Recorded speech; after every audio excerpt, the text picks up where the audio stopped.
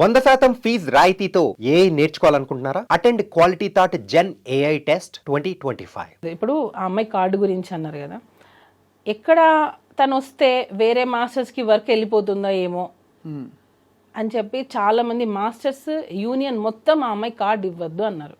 నేను voice notes official గ్రూప్లో, మా అఫీషియల్ గ్రూప్లో డైలీ మెసేజెస్ పెట్టాను. నేను ఆ అమ్మాయికి మీరు కార్డు ఎందుకు ఇవ్వరు? తన టాలెంట్ ఉంది. యాక్చువల్లీ నా అమ్మాయిని ఎంకరేజ్ చేయకూడదు. ఎందుకు ఎంకరేజ్ చేయకూడదు? నేను చేయకూడదు. మా దగ్గర నుంచి వెళ్ళిపోయింది ఆ అమ్మాయి.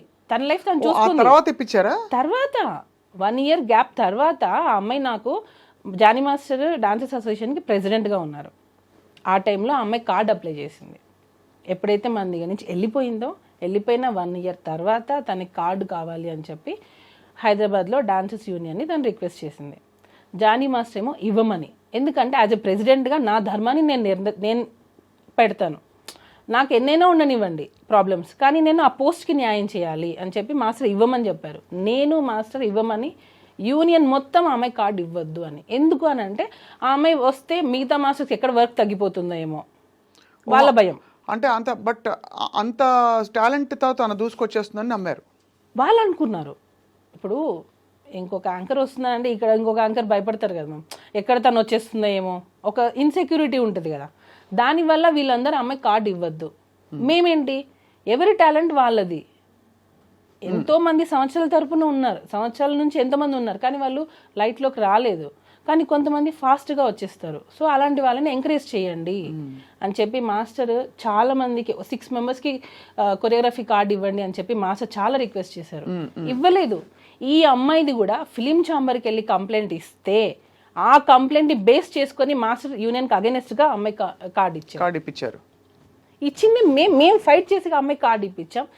కార్డు వచ్చినంత వరకు కామ్గా ఉంది. కార్డు వచ్చిన తర్వాత ఎలిగేషన్తో మాస్టర్ని పెట్టి, ఇది అన్ఫేర్ మ్యామ్. టోటల్గా మన అన్నం పెట్టిన చేతిని మనమే నరికేసుకున్నాం. నేను ఫీల్ అయింది. మేము ఎంకరేజ్ చేశాము.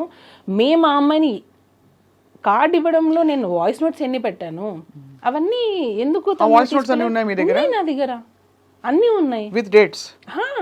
నేను సెక్రటరీకి పెట్టిన వాయిస్ నోట్స్, నేను జానీ మాస్టర్ కార్డు ఇవ్వమంటే మీరు ఆ అమ్మాయికి ఎందుకు ఇవ్వట్లేదు? మాస్టర్స్ గ్రూప్లో కూడా పెట్టాను నేను. కానీ చాలా కొంచెం విచిత్రంగానే ఉంది. అంత అపురూపమైన టాలెంటా? అంటే తను వచ్చేస్తే అందరూ అంత 600 మంది బెదిరిపోయేంత? అలా కాదు, ఎవరికి కూడా ఇవ్వద్దని. ఓకే, అసలు టోటల్గా మాస్టర్స్ కార్డులే ఇవ్వద్దు, కొత్త కార్డులు ఇవ్వద్దని. ఇవ్వద్దు, ఈ అమ్మాయికి మాత్రం ఇవ్వాలని మీరు ఇన్సిస్ట్ చేసి. ఈ అమ్మాయికి మాత్రమే అని ఎందుకు వచ్చింది అని అంటే తనకి ఆఫర్ వచ్చింది, మిగతా వాళ్ళకి ఆఫర్ రాలా. ఒక 6 members కొత్త కార్డ్స్ అప్లై చేశారు, మాస్టర్ కార్డ్స్. 6 membersలో ఈ అమ్మాయికి పుష్ప 2లో ఆఫర్ వచ్చింది. సో పుష్ప 2లో ఆఫర్ కావాలంటే తనకి హైదరాబాద్ కార్డు కావాలి. సో కార్డు కావాలి, ఆఫర్ ఉన్నప్పుడే. ఇప్పుడు అవకాశం వచ్చినప్పుడే మనకి ఆకలి వేసినప్పుడు మనం అన్నం తినాలి, కడుపు నిండిన తర్వాత మనం అన్నం తింటామా? కానీ ఆయన పెంచి పెద్ద చేసిన ఆల్మోస్ట్ ఒక కొరియోగ్రాఫర్కి ఆయనకు ఆల్మోస్ట్ ధీటుగా ఇప్పుడు పుష్ప 2లో ఆఫర్ రావడాన్ని జానీ మాస్టర్ ఎలా తీసుకున్నారు, ఎలా రిసీవ్ చేసుకున్నారు ఈ విషయాన్ని? అసలు ఎందుకు తీసుకోవాలి మేము, ఎందుకు తీసుకోవాలి? ఇప్పుడు మీరు కొరియోగ్రాఫర్, మీకు వస్తాయి. అసలు దాని గురించి మాకు అవసరం లేదు. ఎవరి టాలెంట్ వాళ్ళది, వాళ్ళకి నచ్చి ఉంటుంది, ఇచ్చి ఉంటారు. దానిలో కూడా కొరియోగ్రాఫర్గా ఇచ్చారు. పర్టికులర్గా సింగిల్ సాంగ్ ఏమి ఇవ్వలేదు అమ్మాయికి. కొరియోగ్రాఫర్గా చేసింది. గణేష్ ఆచార్య మాస్టర్ కింద చేశారు ఆ అమ్మాయి. సో ఆ అమ్మాయికి కార్డు అమ్మాయి ఆ మూవీలో చేయాలి అని అంటే తనకి హైదరాబాద్ కార్డు కంపల్సరీ ఉండాలి. దానికోసం ఫైట్ చేసి కార్డు ఇప్పించాము మేము. యూనియన్కి అగేనెస్ట్గా ఫైట్ చేసి ఇప్పించాము మేము ఆ అమ్మాయికి.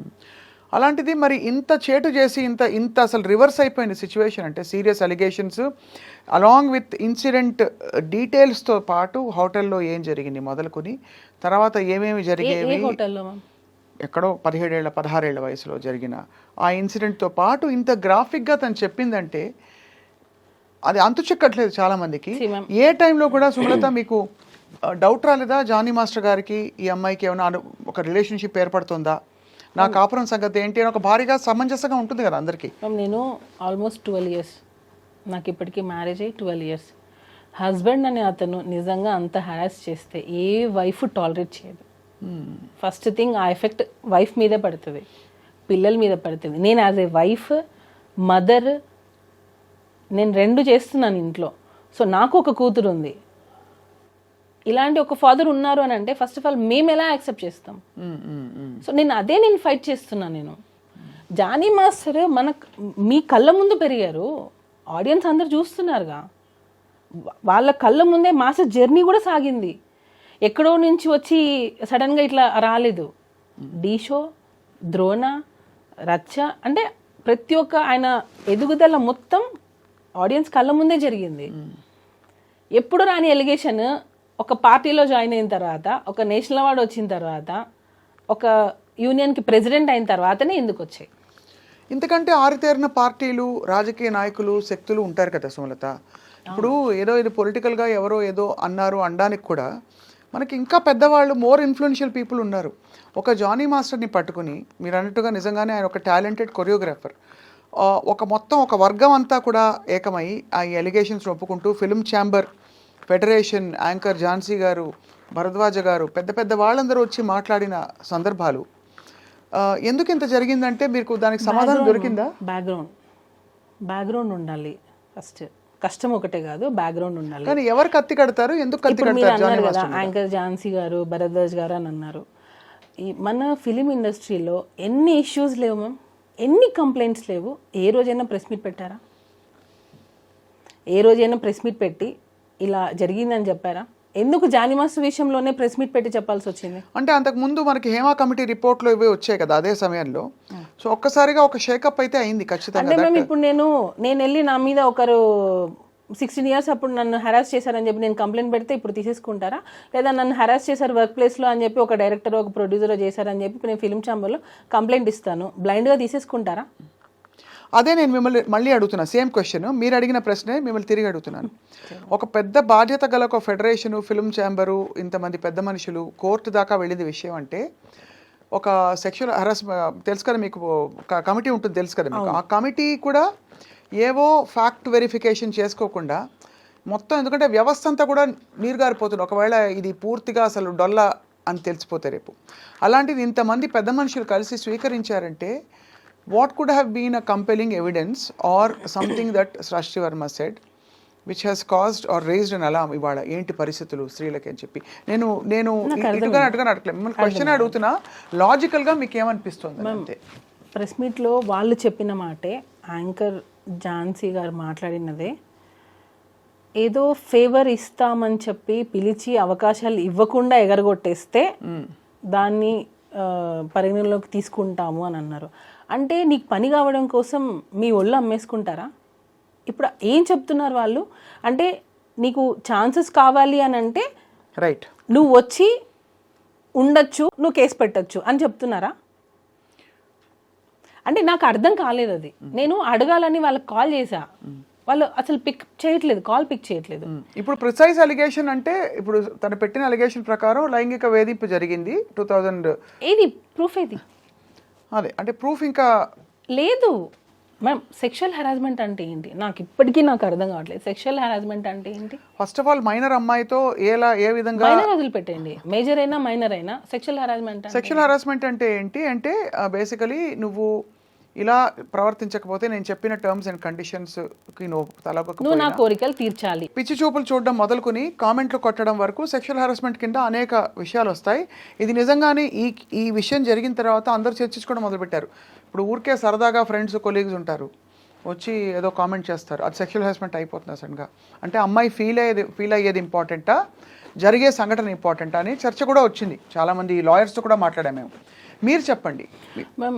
సెక్షువల్ హెరాస్మెంట్ జరిగింది అనడానికి యాజ్ ఎ వైఫ్గా నేను అడుగుతున్నా, ఏది సాక్ష్యం? ఏది? ఇప్పుడు ఫిలిం ఛాంబర్లో అమ్మాయి కంప్లైంట్ ఇచ్చింది, డెసిషన్ తీసుకున్నారు. అట్ వాట్ బేసిస్ వాళ్ళు ఏ డెసిషన్ అనేది ఏ బేసిస్తో తీసుకున్నారు? రెండు వైపులా చూడాలిగా. అవును, ఒకవైపే చూసి తీసేసుకో అంటే ఒక అమ్మాయి వచ్చి కంప్లైంట్ పెట్టగానే వాళ్ళు ప్రెస్ మీట్లో ఏం చెప్తున్నారు? అమ్మాయిలు ఇలా రావాలి, కంప్లైంట్ పెట్టాలి, మేము దాన్ని చెప్తున్నాము, ఎవరు భయపడకండి, ఇలాంటివి జరిగితే ఎవరు భయపడకుండా వచ్చి కంప్లైంట్ పెట్టండి అని చెప్తున్నారు. అది రియల్ విక్టిమ్స్కి రీచ్ అవుతే బాగుంటుంది. రియల్గా ఎవరైతే హెరాస్మెంట్ ఫేస్ చేస్తున్నారో వాళ్ళు రావాలి బయటికి.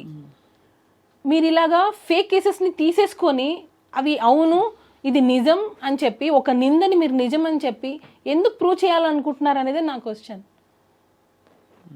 ఇప్పుడు ఏదో ఒక బేస్తోనే కదా harassment, sexual harassment at workplace. Film ఛాంబర్లో అమ్మాయి కంప్లైంట్ ఇచ్చింది sexual harassment at workplace. వర్క్ ప్లేస్లో సెక్షువల్ హెరాస్మెంట్ జరిగింది అని అంటే వర్క్ ప్లేస్లో మిగతా వాళ్ళందరూ ఏం చేస్తున్నారు? అంటే అఫ్ కోర్స్ ఇక్కడ ఇంప్లైడ్గా బికాస్ సినిమా ఇండస్ట్రీలో వర్క్ నేచర్ డిఫరెంట్ కాబట్టి ఒక 3 రోజులు ఎక్కడికో వెళ్ళారు, లేదు ఒక కొరియోగ్రఫీ ఎక్కడో జరుగుతుంది, షూటింగ్ జరుగుతుంది, అది వర్క్ ప్లేస్ కిందకే వస్తుంది. టెక్నికల్గా మీరు అన్నది నా పాయింట్ అర్థమైంది. మిగతా వాళ్ళు చూస్తున్న వాళ్ళు ఏమంటున్నారు, ఆఫ్టర్ షూట్ అనుకుందాం, after shoot or through messages or through any kind of compulsion, any kind of coercion which దాదాపుగా తన కెరియర్కి ముడిపడి ఉండి, ఎస్పెషలీ అలా ముడిపడి ఉండకపోయినా కూడా తన్ని ఇబ్బంది పెట్టే విధంగా అన్నది డెఫినేషన్. అదేమి అస్సలు ఏమీ జరగలేదు అంటున్నారు మీరు.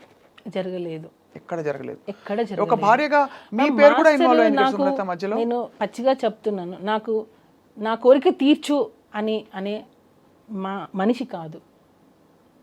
ఫస్ట్ ఆఫ్ ఆల్ ఆ మైండ్ సెట్ లేదు. తను లేడీస్కి చాలా రెస్పెక్ట్ ఇస్తారు, చాలా రెస్పెక్ట్ ఇస్తారు.